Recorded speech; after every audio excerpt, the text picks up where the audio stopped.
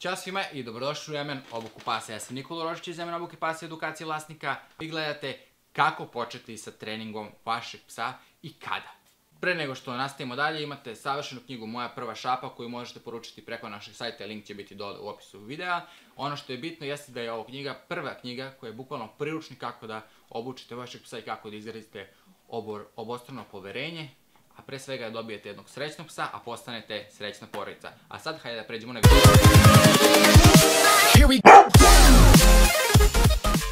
Kada se počinje sa treningom?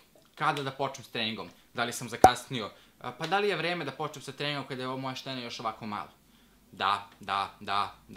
Bitno je da počnete sa obukom bukvalno onog momenta kada štene uđe u vaš dom.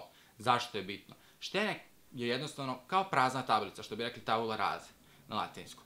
Što znači, štene nema blagu predstavu šta treba da radi, gdje treba da radi, kako treba da radi i kako da se ponaša. Imate štene koje će hiperaktivno brzo da uzme da krene da istražuje, a imate štene koje će to sve raditi postepeno. U oba slučaja nikako ne možete štenetu prepustiti maštu na volju da samo odlučuje šta treba da radi, jer će ono da radi šta god mu padne na pamet, a najviša stvar koju će da radi štene jeste da će sve da stavlja u usta. Bez obzira da li se radi o psu koji živi u stanu sa vlasnikom ili se radi o psu koji živi u dvorištu, bitno je da prvu stvar ne zaboravite jeste da ograničite prostor.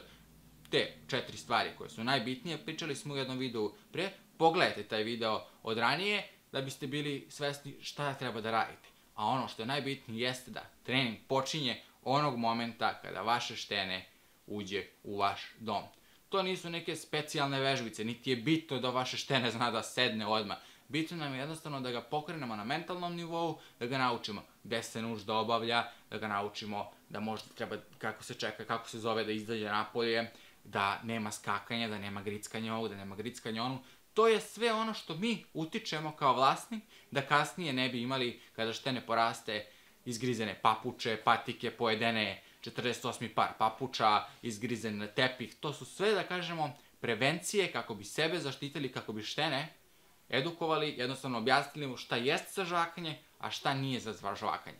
Štenci, kao što ste možda već pogledali u našem nekih videa, imaju, kao i svi psi, nagon za žvakanjem, što je sasvim dobro i to je njihova normalna, da kažemo, rutina i normalna potreba koju ne trebamo da gasimo, nego trebamo da usmerimo na predmete koji jesu za žvakanje. Ali o tome smo pričali u nekom od prethodnih videa, tako da pogledajte video zašto moje štene grize, tako da biste bili u toku, a mi da se vratimo na ovu temu kada početi sa obukom i gde. Gde? Možete početi bukvalno u vašem stanu.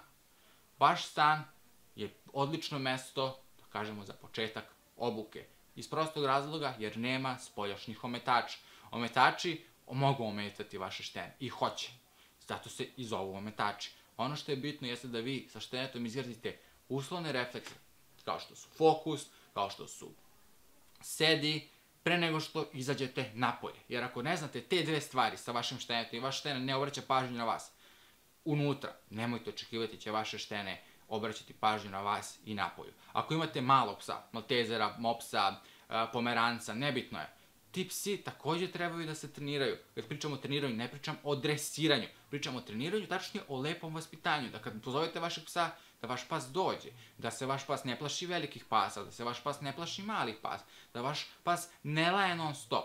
Da jednostavno znate kako da izrazite, da kažemo, vezu, a da prije toga ne ispolje neka negativna ponašanja, kao što su konstantno lajanje, kao što su piškanje svuda po kući. Svi psi, zajedno sa svojim vlasnicima, ako nemaju prethodnog iskustva, potrebno je da prođu kroz neki trening i obuku. Zato kažemo, uvek investirajte u svoju edukaciju, jer ono što vam posle ove edukacije ostane, jeste znanje za ceo život.